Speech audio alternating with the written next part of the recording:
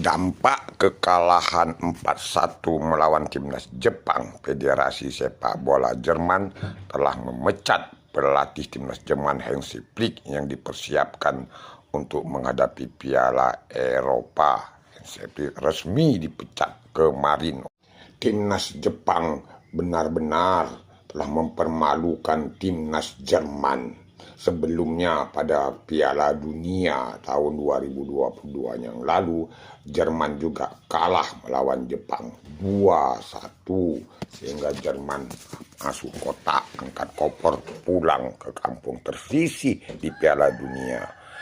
Pada Minggu 10 September 2023, lagi-lagi Jerman kalah lawan Jepang 4-1, sehingga Federasi Sepak Bola Jerman memecat pelatih Hansi Flick